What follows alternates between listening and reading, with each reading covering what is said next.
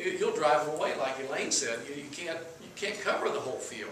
You've got to find something that maybe you can see some hope for them. That's their next step, and put it that way. The next thing you can do to move yourself along the way. It is the toughest job in Toastmasters. It's the meatiest job in Toastmasters to be an evaluator. But it is also, you're entrusted with someone's, call it self-esteem, call it their dignity. It's all of those things. You're entrusted with that. And when you do a speech, when you evaluate a speech, your job is to lift them up, not tear them down.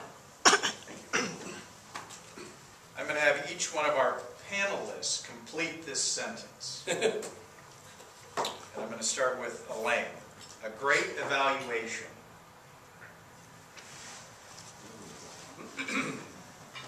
A great evaluation should have always something constructive that the person already does, a compliment, and an actual suggestion. Doug's idea of picking one thing and David's idea of telling them the next step. I think those are both very helpful, because if you give such a general shotgun, scattergun approach that they don't have one thing to hang on to, then you haven't really given an effective evaluation. David, a great evaluation. A great evaluation doesn't end after you've gotten up here and presented to the club.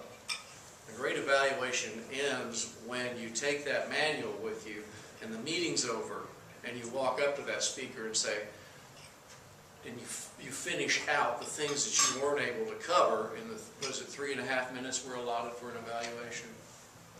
And in that time, you again reinforce the good things. You again reinforce the challenges, and maybe you fill them out a little bit more, because oftentimes we don't get a chance to say everything we want to say. I usually have notes for an evaluation that I don't get to finish when I'm up here. So a great evaluation doesn't end when the clock is red, the timer is red, and you have to finish. Very nice. Doug, a great evaluation. Doesn't end when the light goes red and the audience applauses and you go back to your seat. It doesn't even end after you've given the book back to the person and made a few more comments. I think a great evaluation is one that appears at the next speaking opportunity for that member. Because if you've done a great evaluation, what happens is that member takes that information they've gained from that evaluation, and they incorporate that into their future presentation.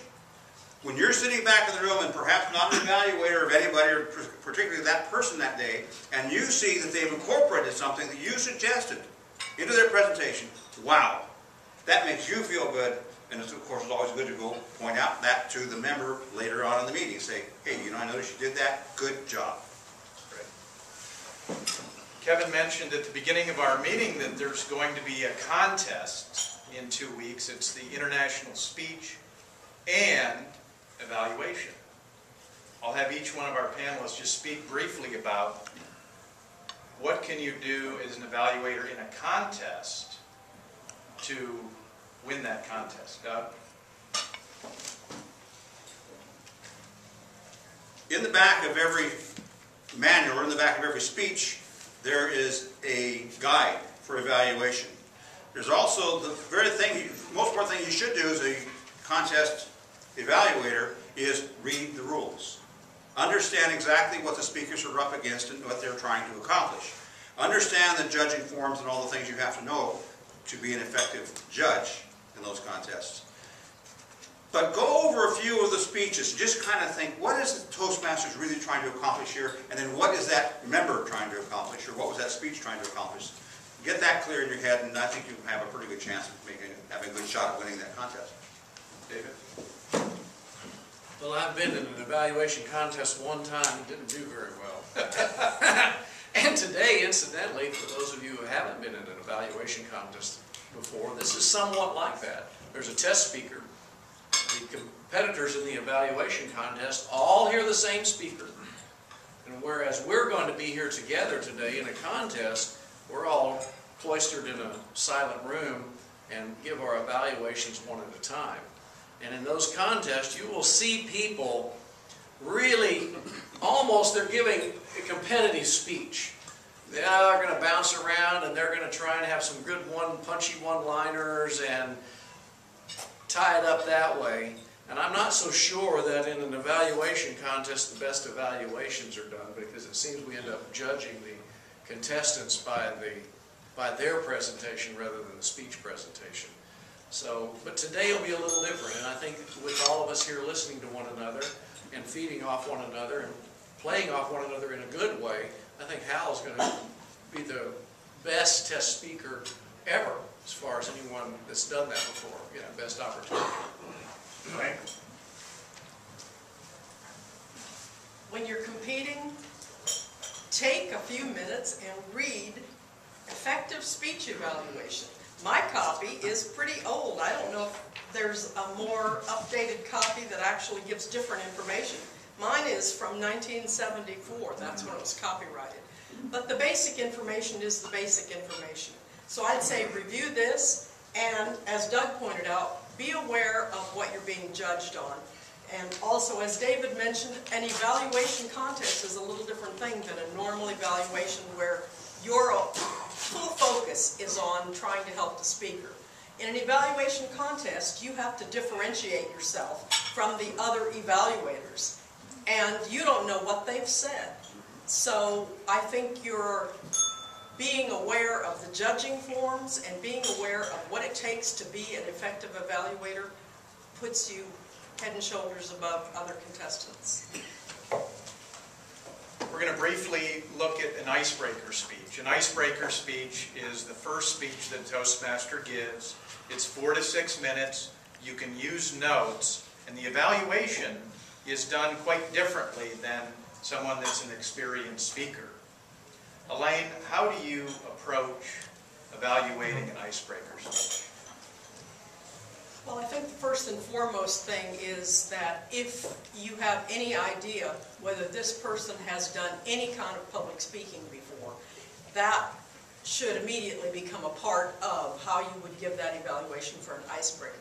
Because if the person has never before stood in front of the public and given any kind of a presentation, and they are absolutely tongue-tied and their knees are knocking, you would have to be very gentle. And I think being aware of the individual is the most important thing for an icebreaker. David? Well, that's, like Elaine said, you have to be aware of the individual is, and that's where it becomes so important to talk to the speaker ahead of time, especially in an icebreaker, but always anyway. But in an icebreaker, you're really going to find out why in the heck they're here. And typically, they're either petrified of public speaking and they really want to challenge themselves, or they're fairly good at it. They have to do it often in the context of sales meetings or presentations or what have you, and they want to get better at it. So in that context, they're not novices.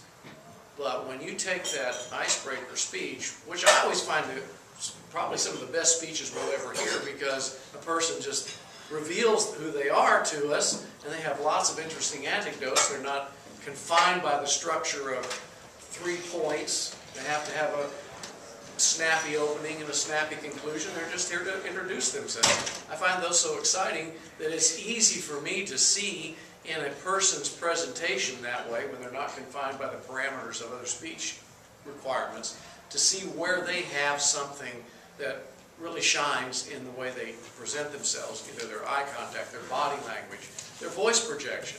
And I key in on that and encourage that. Right. Doug, icebreaker. I have a mantra. Love, serve, remember. Love everyone, serve everyone, remember God. And when I think of that mantra as I'm witnessing an icebreaker presentation, I think, how best can I serve this person that I know nothing about? I don't have a clue who they are, where they came from. Are they telling the truth? Are they telling a complete lie about their background? What is it that they're doing up there? And it doesn't really matter. I just have to remember, I'm here to serve. And I'm here to serve in the very best way. And the very best way I find that we can serve one another